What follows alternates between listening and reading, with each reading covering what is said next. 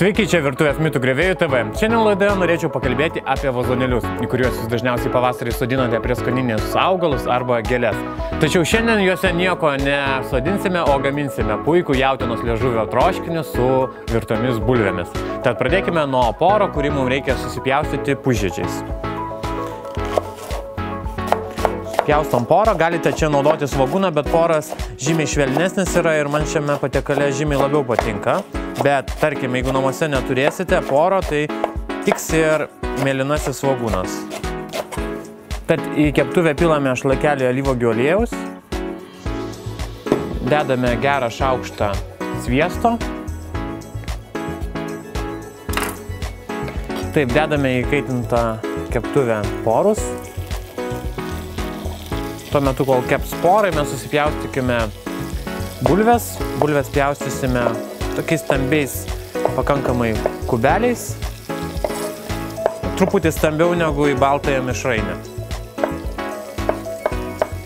Taip, mūsų pora jau apkepė, dedame bulves.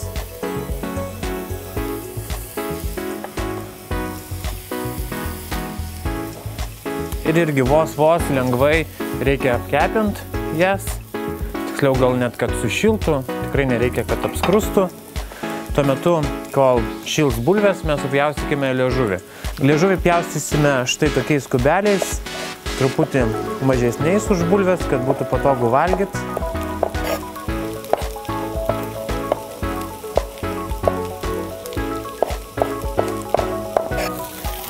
Štai bulvės jau tikrai sušilo, į jas mes pilame grietinėlės. Šiek tiek pamaišome, kad grietinėlė užvirtų. Štai, viskas. Galite išjungti ugnį. Dabar įdomiausias dalykas tai yra vazonėliai. Vazonėlius mums reikia iškloti sviestiniu popieriumi. Aš esu jau čia. Tai tiesiog paimame sviestinio popieriaus. Padarome dėkliukus į mūsų vazonėlius. Ir išklojame, kad neišbėgtų įdaras ir būtų higieniškiau.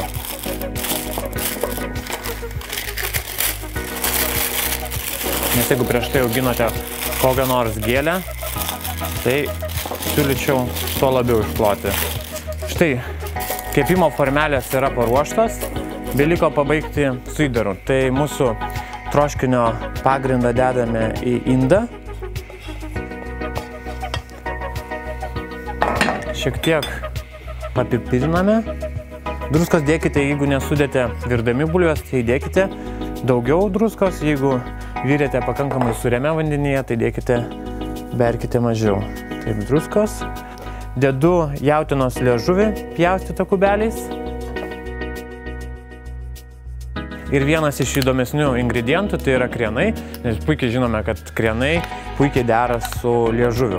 Tai dedame kokius 3 gerus šaukštus krienų, kurie suteiks mūsų apkepėliai ypatingą aromatą ir skonį. Taip, ir viską gerai išmaišome. Ir šio įdaro mes įdedame į kiekvieną indelį.